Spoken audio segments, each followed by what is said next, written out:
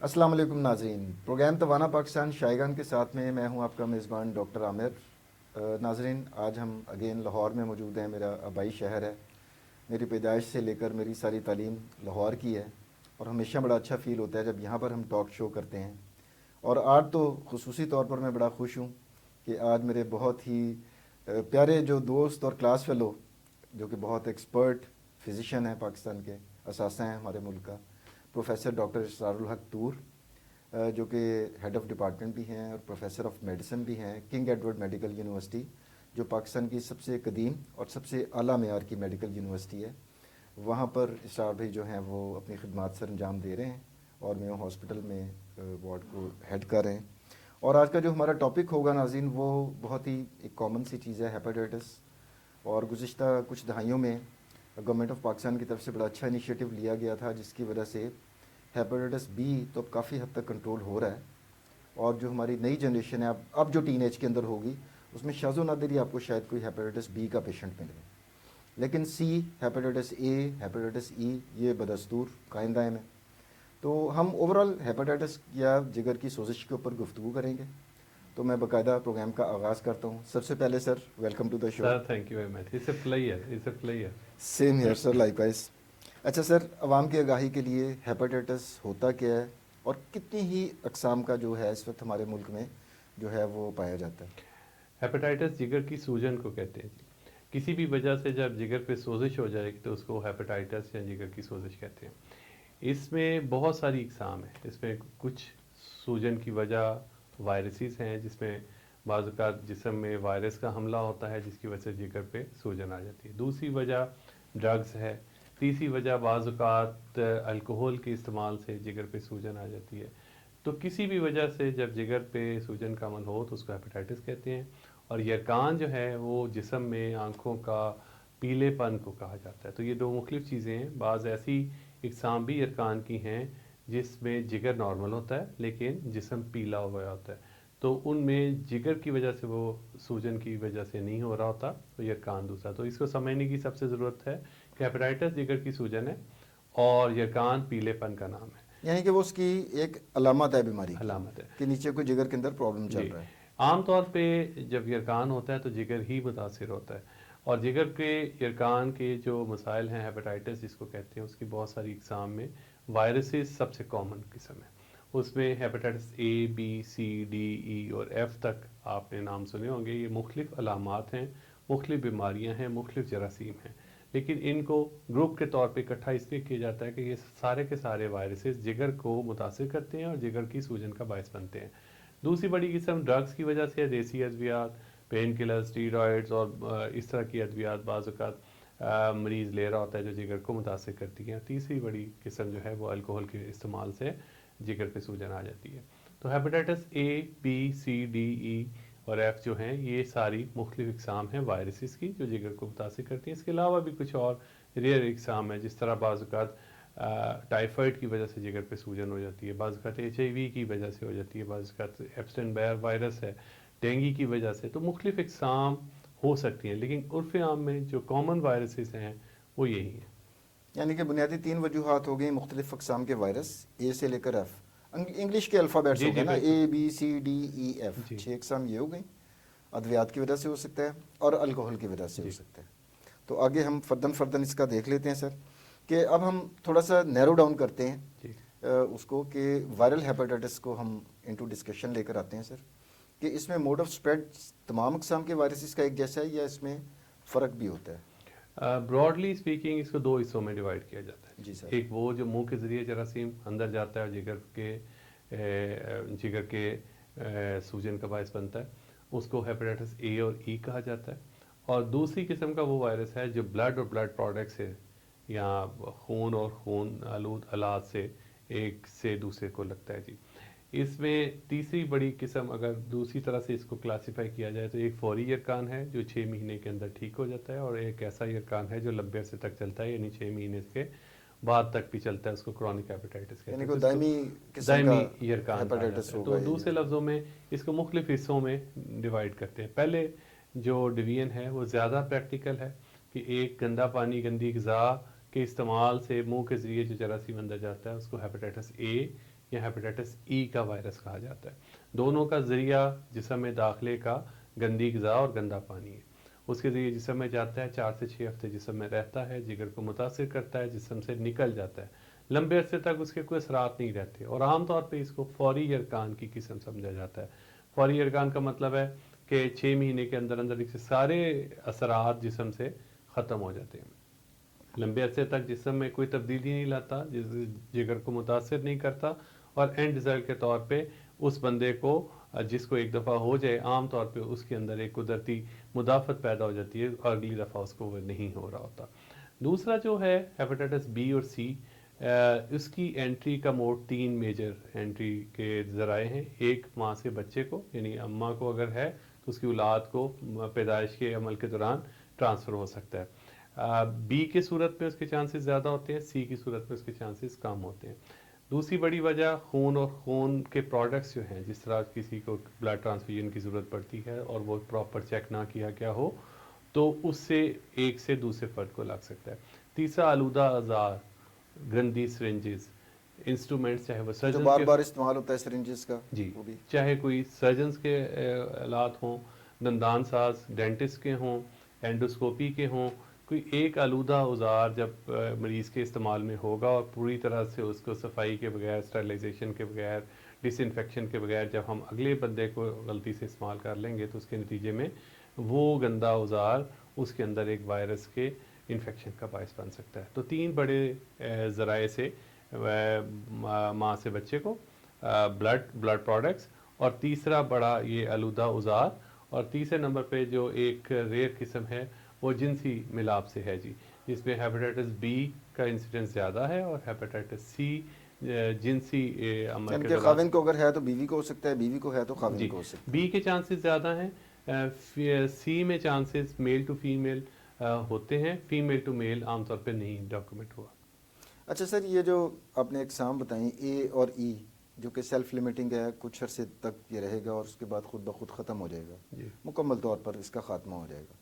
تو اس کا مطلب ہے کہ یہ بی، سی اور ڈی یہ ذرا زیادہ شدید یا خطرناک نوعیت کے لمبے عرصے وائرسز تک ہیں. چلنے والی بیماریاں بی اور سی ہیں جی. اور یاد رہے کہ ہیپیٹائٹس اے بگڑ کے بی نہیں بنتا، بی بگڑ کے سی نہیں بنتا، یہ علیحدہ سے بیماریاں ہیں. میرا ان اگلا کا، سوال یہی تھا کہ ہماری پبلک کئی دفعہ یہ سمجھتی ہے، میں نے خود لوگوں کو سنا ہے، جی وہ جی ہیپیٹائٹس اے ہوا ہے بس مجھے ڈر لگ رہا ہے بی نہ ہو جائے، یا کسی کو بی ہے تو وہ جی بگڑ کے سی نہ ہو جائے. جی، تو اچھا کیا کہ سر ہاں اس کو بھائی، ذرا. اس میں 2 اہم چیزیں ہیں جی. اویئرنیس ہمارے معاشرے میں اور ہیلتھ اویئرنیس اس کی بہت کمی ہے. تعلیم کی سطح بھی ہماری کو بہت آپٹیمل نہیں ہے، تو اس کے نتیجے میں جو ہمارا ڈس انفارمیشن کا جو سیل ہے، جو انٹرنیٹ ہے، اس میں بھی ہر طرح کی غلط معلومات بھی میسر ہے. تو یہ سمجھنے کی ضرورت ہے کہ ہیپیٹائٹس اے بی میں نہیں بدلتا، بی سی میں نہیں بدلتا، نہ ہی یہ سٹیجز ہیں کہ ایک بگڑ کے دوسری میں، دوسری ایگزیکٹلی بگڑ کے تیسری میں. ایسا نہیں ہے، یہ علیحدہ بیماریاں ہیں، ان کا الگ الگ علیحدہ علاج جراثیم ہے، ہے، علیحدہ وائرس الگ جراثیم الگ ہے، ہے. ان کی اقسام، ان کی جسم میں داخلے کا ذریعہ، اس کا علاج، اس کی علامات مور لیس 19-20 کے فرق سے ڈفرینٹ ہے. اچھا سر، اب ہم اس کی علامات کی طرف آتے ہیں کہ کون سی ایسی سائنز اینڈ سمٹمز ہیں یا ریڈ فلیگز ہیں جو کسی پیشنٹ میں اگر نظر آئیں تو اس کو فوراً شک جانا چاہیے کہ جناب یہ ہیپیٹائٹس ہو سکتا ہے، اور فوراً کسی کوالیفائڈ ڈاکٹر سے رجوع کرنا چاہیے. ہیپیٹائٹس اے اور ای جس کی ہم بات کر رہے ہیں جی، گندے پانی اور گندی غذا سے جسم میں داخل ہوتا ہے. اس میں بعض صورتوں میں ابتدائی سٹیج پہ 1 سے 2 دن میں کوئی علامات نہیں آتی، لیکن جو سب سے کامن علامت ہے وہ کچھ عرصے کے بعد، کچھ دنوں کے بعد اپیئر ہوتی ہے. وہ پیشاب کا گہرا ہونا، آنکھوں کا پیلا ہونا اور جسم میں تھکن کا احساس ہونا.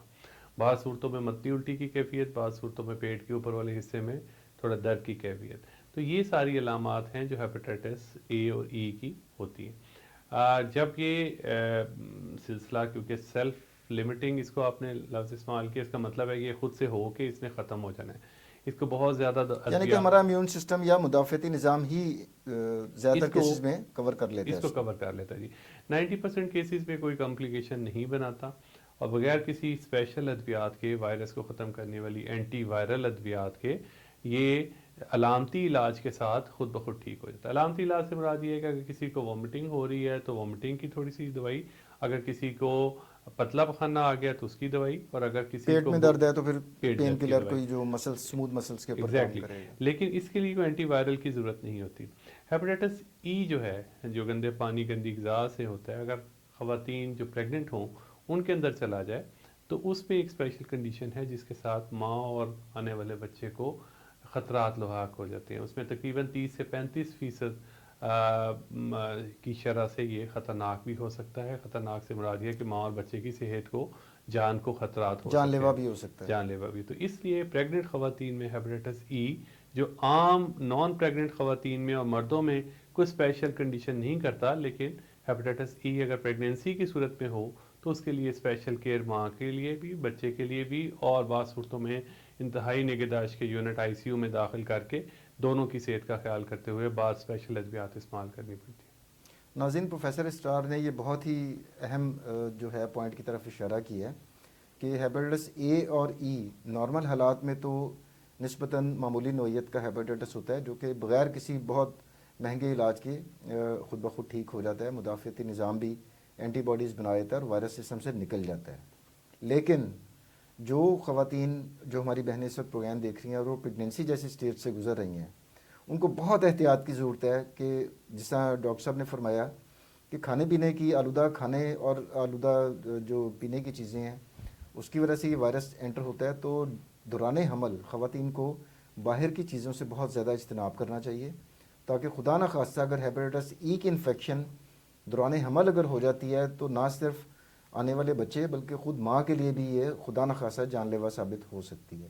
اسی طرح ہی ہے نا سر؟ جی جی بالکل, آپ نے بالکل درست کہا. تو اس صورت میں بعض اوقات ہمیں گائنی کے ماہرین کی ضرورت بھی پڑتی ہے, بچوں کے ماہرین کی بھی ضرورت پڑتی ہے, اور بعض اوقات میرے جگر کی ڈاکٹرز کی بھی ٹیم مل کے اس کی دیکھ بھال کرتی ہے. اچھا, علامات جو ہیں اب بی سی اور ڈی اس کی نسبتاً اتنی زیادہ واضح نہیں ہوتی سر. اس میں اے اور ای میں تو جیسا آپ نے فرمایا کہ واضح علامات آ جاتی ہیں, تو اس میں اتنی علامات ہوتا ہے کہ بہت واضح علامات ہوں؟ ہیپیٹائٹس بی اور سی عام طور پہ جب ہو رہا ہوتا ہے تو اس پہ فوری علامات نہیں آتی, اتنی زیادہ علامات نہیں ہوتی جس طرح ڈرامٹک علامات ہم نے بات کی کہ آنکھیں پیلی ہونا.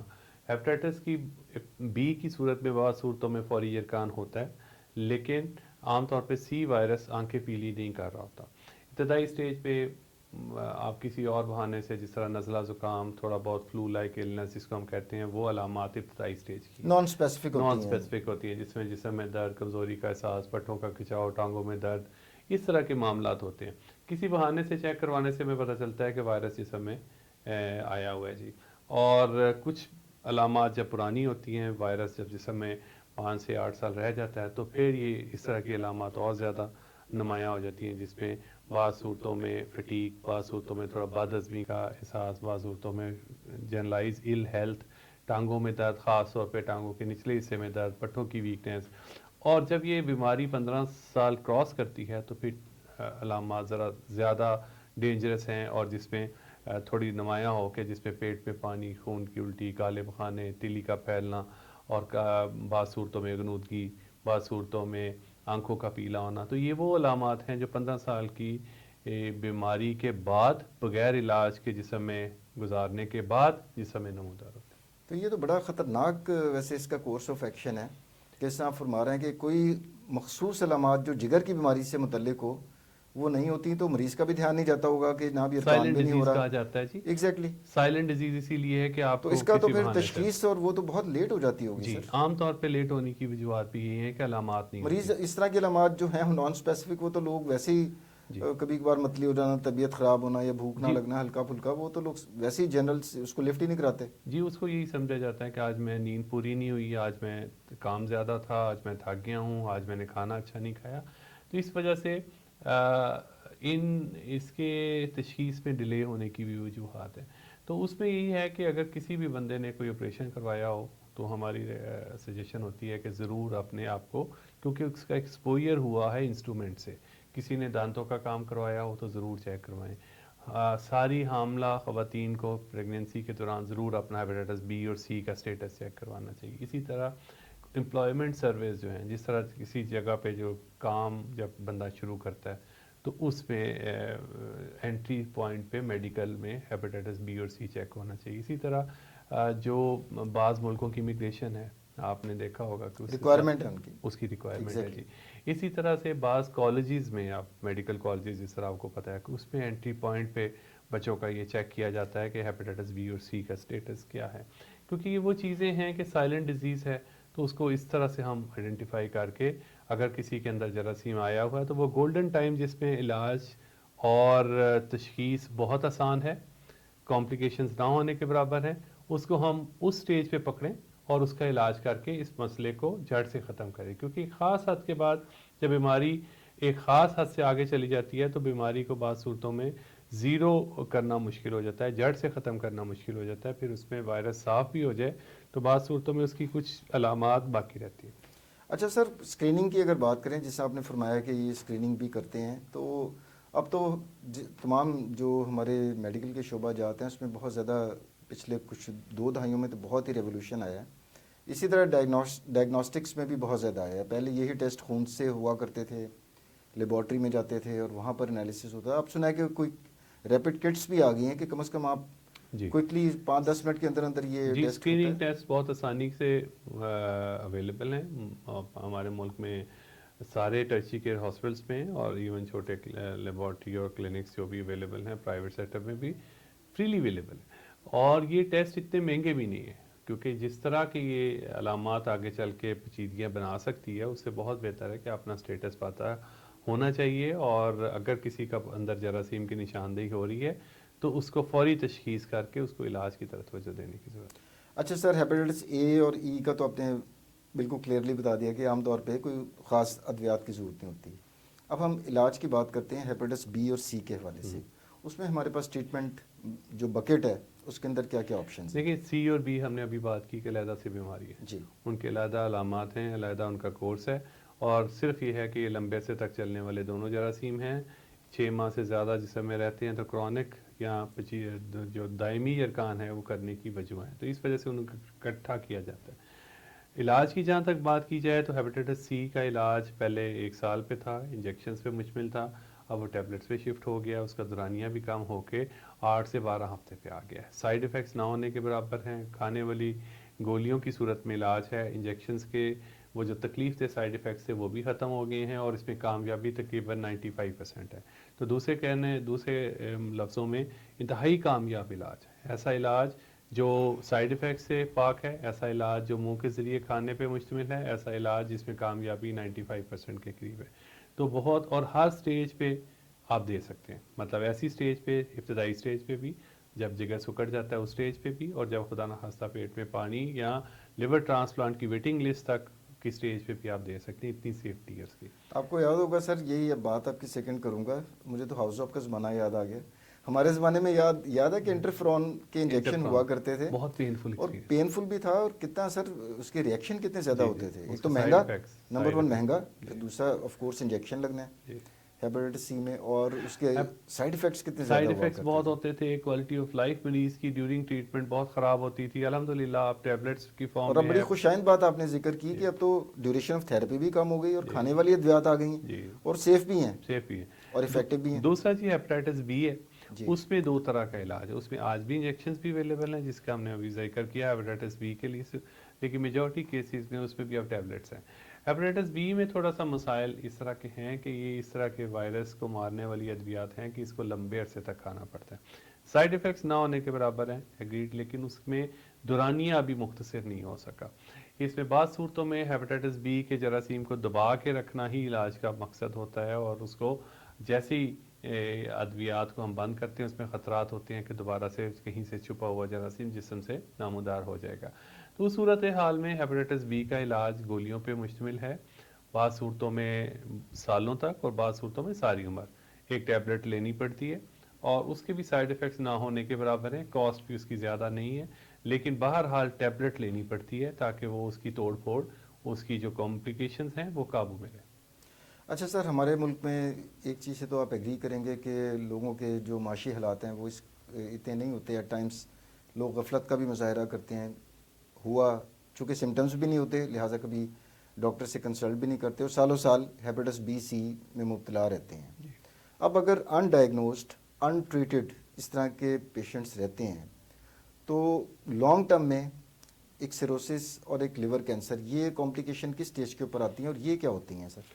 15 سے 20 سال بیماری اگر موجود رہتی ہے جسم میں، اور مریض باوجود اپنی اگنورنس کے یا کسی وجہ سے علاج نہیں کروا پاتا یا اس کو پتہ ہی نہیں چلتا، تو اس صورت حال میں جگر سکڑ جاتا ہے جی، اور اس کے نتیجے میں تیلی پھیل جاتی ہے اور بعض صورتوں میں پیٹ میں پانی آ جاتا ہے۔ اس صورت حال میں جس کو ہم پیچیدگیوں کی سٹیج یا سروسس کی سٹیج کہتے ہیں، اس میں بعض اوقات گردوں پہ بھی اثر پڑتا ہے، دماغ معاف ہونا اور جگر کا کینسر بننا، یہ وہ علامات ہیں جن کی پیچیدگیاں سروسس آف لیور کی ہم جن کو کہا جاتا ہے۔ ابھی اور یہ سٹیج ڈیڈلی بھی ہو سکتی ہیں جی کمپلیکیشن بالکل، سر؟ یہ دیکھیں یہ ساری کی ساری علامات اس سٹیج پہ اگر وائرس کو ہم جسم سے نکال بھی دیں تو ان پیچیدگیوں کا علاج جو ہے بہرحال ہم ان کو ڈیل ناقابل کریں۔ واپسی، ناقابل جی تلافی نقصان تو ایگزیکٹلی ہو گیا ہوا ہے ایگزیکٹلی اگر یہ اسی سیروسس ہو طرح گیا سے ہے۔ یہ ہے جی، جس کی مثال میں ہمیشہ مریضوں کو دیتا ہوں کہ بعض اوقات آگ بجھ بھی جائے تو جو سامان جل جائے وہ واپس نہیں آتا، واپس نہیں آتا۔ تو یہ بھی آپ کا سامان جو جگر کا حصہ متاثر ہو گیا اس نے واپس نہیں آنا۔ اب وائرس ہم ختم بھی کر دیں، آگ بجھا بھی دیں، تو جتنا نقصان ہو گیا ہوا ہے اس کو ڈیل کرنے کے لیے ہمیں کچھ نہ کچھ جگر کو سہارا دینے والی، پانی کو کنٹرول کرنے والی، جگر سے بچاؤ کے لیے اس طرح کی ادویات کی ضرورت رہے گی۔ جگر کا کینسر ہیپیٹائٹس بی اور سی جب جگر سکڑنے کا باعث بن جاتا ہے تو اس میں ڈیولپ ہونے کے چانسز بہت زیادہ ہوتے ہیں، اور اس کے بچاؤ کا بھی یہی ذریعہ ہے کہ بیماری کو ابتدائی سٹیج میں پکڑا جائے، اس کی تشخیص کی جائے اور اس کا ختم کرنے والا علاج جلد سے جلد کیا جائے تاکہ جسم سے وائرس نکلے، تاکہ پیچیدگیاں نہ بنے اور کینسر نہ بنے۔ اچھا، اب ہم بات کرتے ہیں سر جگر کی پیوند کاری، لیور ٹرانسپلانٹ۔ جی اس کے کون کون سے پیشنٹ جو ہیں وہ کینڈیڈیٹ ہو سکتے ہیں کہ جن میں لیور ٹرانسپلانٹ کی نوبت آ جائے؟ ایسا بندہ جس کے اندر ہیپیٹائٹس یا کسی وجہ سے، الکوہل کی وجہ سے، ہیپیٹائٹس کی وجہ سے، دوائیوں کی وجہ سے ایک خاص حد سے زیادہ جگر متاثر ہو جاتا ہے، جس طرح ہم نے ابھی بات کی کہ جگر سکڑ جاتا ہے، تیلی پھیل جاتی ہے، پیٹ میں پانی آ جاتا ہے، تو اس کا ڈیفینیٹیو ٹریٹمنٹ جس سے اس کی کوالٹی آف لائف نے بہتر ہونا ہے وہ جگر کی تبدیلی ہے۔ اس صورت حال میں جگر کی تبدیلی ہی ایک ایسی چیز ہے جس کے بعد ادویات تو شاید کھانی پڑیں گی، اس لیے کھانی پڑیں گی کہ اور طرح کی ادویات ہوں گی جو لیور ٹرانسپلانٹ ریلیٹڈ ہوں گی، لیکن اس سے جسم میں ہونے والے یہ جو تبدیلیاں ہیں جس میں خون کی الٹی، کالے بخانے، پیٹ میں پانی بننا، یا دوسرے لفظوں میں کہہ لیں کوالٹی آف لائف اس کی بہتر ہو جائے گی مریض کی، تو ایسے بندے جو جگر کے سکڑنے کی سٹیج پہ پہنچ جائیں ان میں اگلا قدم لیور کی تبدیلی ہوتا ہے۔ تو یہ تبدیلی کے لیے وہ جو عطیہ کرنے والا ہوتا ہے اس کا کیا کرائٹیریا ہوتا ہے سر، کہ وہ کسی زندہ انسان کا جگر لیا جاتا ہے یا جس طرح کچھ آرگنس ہمارے ایسے ہوتے ہیں جو مرنے کے بعد بھی لوگ ڈونیٹ کر جاتے جی ہیں؟ دونوں تو صورتیں پاکستان میں کس قسم کا لیور دونوں ٹرانسپلانٹ سر صورتیں زیادہ ہیں ہو رہا جی، ہے؟ ہمارے ملک میں انفارچونیٹلی جو مرنے کے بعد جگر کی عطیہ کرنے کی جو رجحان ہے وہ نہ ہونے کے برابر ہے۔ عام طور پہ جگر زندہ انسان گورے تو کر جاتے ہیں سر، جی زیادہ جی تر کر جاتے ہیں۔ اس کے اکا دکا جی ہمارے بھی کچھ ایسے لوگ ہیں جنہوں نے عطیہ کیا، اور بعض اوقات آپ نے سنا ہوگا ایک ڈاکٹر صاحب تھے، انہوں نے اسلام آباد میں اپنے گردے بھی دیے اور اپنا جگر بھی دیا، تو جی ان کی بالکل، وجہ سے ان کے مرنے کے بعد 3 لوگوں کو زندگی اللہ تعالیٰ نے ان کی کوالٹی وہ آف ایک لائف بریگیڈیئر بہتر صاحب کی۔ تھے، ان کی ایک ہمشیرہ نے بھی جی ریسنٹلی اسی طرح ایگزیکٹلی، سے ڈونیٹ کیا تو ہوا تھا۔ عام طور پہ کسی ریلیٹیو کا ایسا بندہ جو بلڈ ریلیٹیو ہو، کیونکہ گورنمنٹ کی ریگولیشنز ہیں ہمارے ملک میں کہ بلڈ ریلیٹیو ہونا وہ ہوٹا چاہیے، کا ایک قانون بنا ہوا ہے۔ جی پی ہوٹا کا جو پنجاب کی حد تک ہے اور پاکستان کی حد تک ہے، اس میں بلڈ گروپ سیم ہونا چاہیے اور وہ جگر کا میچ کر کے اس کا جگر کا ایک حصہ صحت مند بندے کا لے کے اور اس بیمار بندے کو لگایا جاتا ہے، اور اس سے اس کے جو جگر کی تبدیلی کا آپریشن ہے اس سے اس کی کوالٹی آف لائف بہتر ہو جاتی ہے۔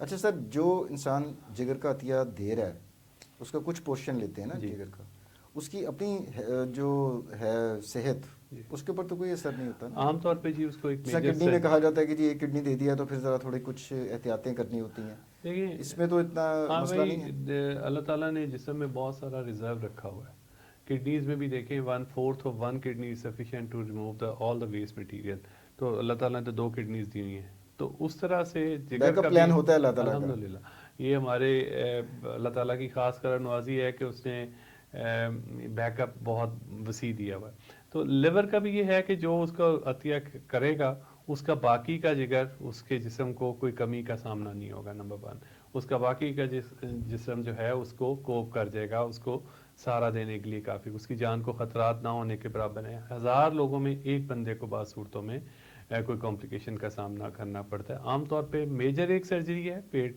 میں سے ایک اعضاء کو نکالنا، ڈونر کو بیہوش کرنا، اس کو ہاسپٹلائز ہونا، یہ سارے مراحل ہیں، لیکن overall it's a very safe procedure, اور جس کو آپ عطیہ کر رہے ہیں اس میں تو ڈرامیٹک تبدیلیاں آتی ہیں، اس کی تو زندگی کی کوالٹی پہلے لیور ٹرانسپلانٹ سے پہلے اور بعد کی زمین آسمان کا فرق۔ اچھا سر، ہمارے یہ جو لیور ٹرانسپلانٹ کا آپریشن ہے، یہ سٹارٹ تو پاکستان میں غالباً 2012 میں ہوا تھا اور پرائیویٹ سیکٹر میں ہوا جی تھا۔ جی ابھی اس وقت آج کی تاریخ میں ہمارے سرکاری سطح پر ادارے ہیں جہاں پر یہ فری آف کاسٹ بھی ہو رہا جی ہو جی سر؟ فری آف کاسٹ ہی گورنمنٹ کا انیشیٹو ہے، اس میں free of cost liver transplant کی فیسلٹی مختلف صورتوں میں اویلیبل ہے جی۔ پی کے ایل آئی ایک لاہور میں ایک ادارہ ہے، شیخ زاید ہاسپٹل فیڈرل گورنمنٹ کا ادارہ ہے، اس کے علاوہ بھی اور بھی دوسرے ادارے ہیں جہاں پہ اس کے لیور ٹرانسپلانٹ کے سینٹرز ایوالو ہو رہے ہیں، اور اسی طرح دوسرے صوبوں میں بھی ہیں جی۔ تو سرکاری سطح پہ بھی یہ اویلیبل ہے، اور اس کے لیے جو ضروری اخراجات ہیں اس کو بھی سبسیڈائز کرنے کا گورنمنٹ کی طرف سے اس کا انیشیٹو ہے کیونکہ سنا ہے کہ پرائیویٹلی یہ کافی ایکسپینسو آپریشن ہوتا ہے جی تو اس لیے یہ بڑی خوشائن بات ہے کہ گورنمنٹ کی سطح کے اوپر جی جو فری آف کاسٹ سینٹرز ہیں ہمارے جی جو جی کافی اچھا کام کر رہے ہیں جی، بہت اچھا کام کر رہے ہیں اور بہت اچھا ان کی کام کر رہے ہیں، اور یہ تعریف بہت کرنی بڑی چاہیے۔ سروس ہے جی۔ ایگزیکٹلی۔ اچھا سر، اب ہم تو پروگرام کے تقریباً آخری حصے میں داخل ہو رہے ہیں۔ ابھی تک ہم نے اس کی ٹائپس دیکھیں، کتنی اقسام ہوتی ہیں، پاکستان میں کون سے زیادہ کامن ہے، موڈ آف ٹرانسمیشن دیکھا کیسے ایک سے دوسرے میں پھیلتے ہیں، اور پھر جناب اس کے علامات پر ہم نے گفتگو کی، اس کے علاج کی طرف، اس کی تشخیص کے اوپر۔ اب ہم آتے ہیں سر کہ پریونشن کے اوپر۔ ان تمام اقسام میں دیکھیں، الکوہولک ہیپاٹائٹس تو پریونشن یہ ہے کہ الکوہول چھوڑ دی جائے، as simple as that. Drug induced ہے تو جو ادویات، جس آپ نے کچھ غیر کیٹیگریز کا ضروری بتایا، غیر ضروری ادویات جی خود سے نہ کھائیں۔ پین کلر بھی ناظرین بہت زیادہ مقدار میں نہ کھایا کریں، جیسا سر نے بتایا کہ کچھ دوائیاں ایسی درد رفع کرنے والی دوائیاں ہوتی ہیں جو جگر کو نقصان پہنچا رہی ہوتی ہیں، اسی طرح کچھ اینٹی بائیوٹکس بھی ایسی ہوتی ہیں، تو ہمیشہ ڈاکٹر کے استعمال سے یا مشورے سے آپ یہ میڈیسن استعمال کریں۔ اسپیسیفک ڈاکٹر صاحب prevention in terms of vaccines, وہ ہمارے ملک میں سر کون کون سی اویلیبل ہیں؟ ویکسین کے لیے جو ڈرامیٹک آپ نے ابھی جس پہ ہیپیٹائٹس بی بات تو کی خیر تو 2001 سے ہمارے پی اے میں بہت شامل ہی ہے۔ افیکٹو ویکسین ہے جی۔ ایک مہینے بعد 6 مہینے بعد 3 ٹیکے لگتے ہیں، اور تقریباً 95% کیسز میں ساری عمر کے لیے ہیپیٹائٹس بی سے بندہ بچ جاتا ہے۔ تو یہ بہت بڑی ضرورت ہے کہ ہر بندہ، ہر بچہ، اور اگر کسی بڑے بندے کو بھی، فرد کو نہیں لگی ہوئی ویکسین، تو وہ اپنا اسٹیٹس چیک کروائے اور ویکسین لگوائے۔ تو ہیپیٹائٹس بی کی ویکسین تو بہت ہی افیکٹو ہے۔ اس طرح ہیپیٹائٹس اے کی ویکسین بھی دنیا میں لگائی جاتی ہے، لیکن ہیپیٹائٹس اے کا ایکسپوجر کیونکہ گندے پانی اور گندی غذا سے ہوتا ہے، اور ہمارے ملک میں کیونکہ آپ کو ابھی ہم نے بات کی کہ اتنا زیادہ اس کا ایکسپوجر ہے گندی تقریباً ہر غذا سے، پاکستانی ایکسپوز ہو چکا تو ہوگا۔ اس لیے 30 سال کی عمر تک تقریباً 95% لوگ ہمارے اس وائرس سے ایکسپوجر لے چکے ہوتے ہیں، کلینکل یعنی یا کہ سب قدرتی طور پر ہی مدافعت امیونٹی آ گئی ڈیولپ ہوتی ہو ہے۔ چکی لیکن اگر ہوتی ہے۔ کوئی ایسا بندہ ہو جس کا ایکسپوجر نہ ہوا ہو، یا کوئی گورا جب باہر سے آتا ہے، تو اس کو ہم ہیپیٹائٹس اے کی ویکسین دے رہے ہیں۔ دوسرا ہیپیٹائٹس ای کی ویکسین ہے، کچھ عرصے کے لیے 5 سے 10 سال کے لیے اس کی اثر رہتا ہے جی، خاص طور پہ ایکٹیو ریپروڈکٹیو ایج جس کو ہم کہتے ہیں، جس میں ماں بننے کی صلاحیت ہو رہی ہوتی ہے زیادہ ایکٹیولی، اس میں یہ ویکسین ضرور لگوا لینی چاہیے تاکہ ہیپیٹائٹس ای سے بھی بچاؤ ہو سکے۔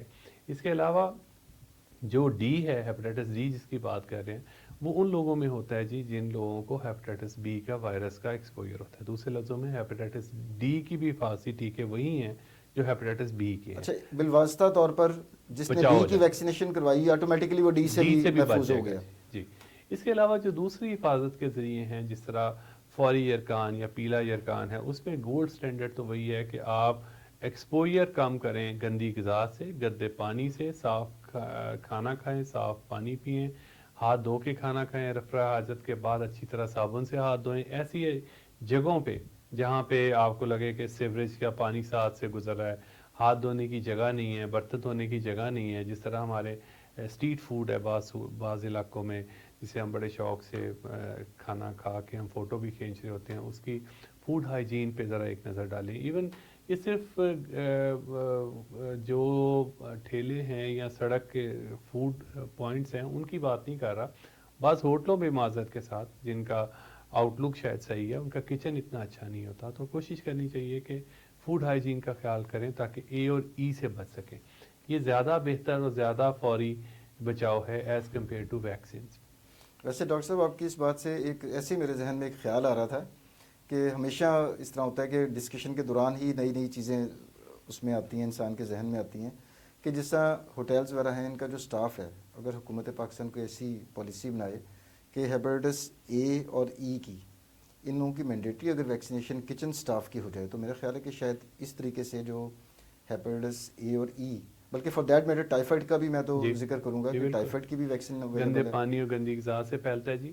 بیسیکلی یہ جراثیم جو ہوتا ہے، اگر کسی کے اندر جراثیم گیا ہوا ہے اے اور ای اور کچن کا ہینڈلر ہے، فوڈ Exactly. ہینڈلر ہے، تو اس کے کھانے میں سے اس کے جراثیم کا اخراج ہو رہا ہے، اور رفع حاجت کے بعد واش روم استعمال کرنے کے بعد وہ صابن سے ہاتھ نہیں دھو رہا، یا اس کے ہاں فیسلٹی ایسی نہیں ہے، یا اس کے ہاں ٹاول گندا ہے، یا اس میں صابن نہیں ہے، تو وہ بندہ اگر وہ اپنی صفائی ستھرائی کا خیال نہیں رکھ رہا تو لا محالہ اس کے ہاتھوں میں جو جراثیم ہے وہ کھانے کے ذریعے اگلے بندے کے جسم میں چلے جائیں گے. اسی طرح ایک بڑا اہم پوائنٹ یہ ہے کہ گرمیوں کا موسم آ رہا ہے، ہمارے ہاں برف خانے، برف سے جو مشروبات ٹھنڈا کرنے کا اور رواج ہے مشروبات کو پینے کا، اس میں جو برف کی تیاری میں پانی استعمال ہوتا ہے بعض اوقات وہ گندا ہوتا ہے. اس کے ساتھ برف جب بنتی ہے اس گندے پانی سے اور اس کو مشروب ٹھنڈا کرنے کے لیے ہم استعمال کرتے ہیں تو بعض اوقات اس ذریعے سے ہمارے اندر جراثیم جا رہا اچھا، ہوتا ہے. وائرس اتنا ریزسٹنٹ ہوتا ہے کہ وہ 0 فریزنگ ڈگری پوائنٹ، سینٹی جی گریڈ کے بالکل اوپر جب بالکل برف بنتی ہے اس کو بھی سروائیو بالکل کر جی، اس لیتا میں ہے؟ سروائیو کر رہا تھا. بوائلنگ پوائنٹ اس کا کلنگ پوائنٹ ہے. اوکے.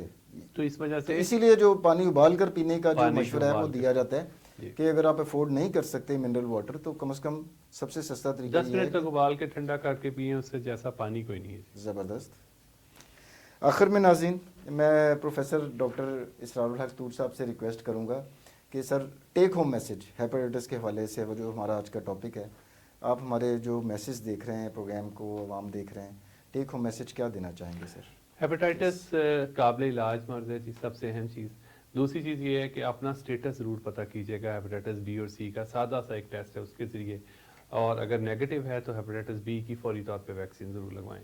اس کے علاوہ ہیپیٹائٹس اے اور ای سے بچنے کی ایک شعوری کوشش کریں. شعوری کوشش سے مراد یہ ہے کہ صاف پانی، صاف غذا کا استعمال انشور کریں. کھانا کھانے سے پہلے ہاتھ دھوئیں، رفع حاجت کے بعد صابن سے ہاتھ دھوئیں، اور کوشش کریں جس کھانے پہ آپ کا دل مطمئن ہو کہ آیا کھانا آپ کو لگ رہا ہے کہ یہ فوڈ ہائیجین کے حساب سے ٹھیک ہے تو ضرور کھائیں.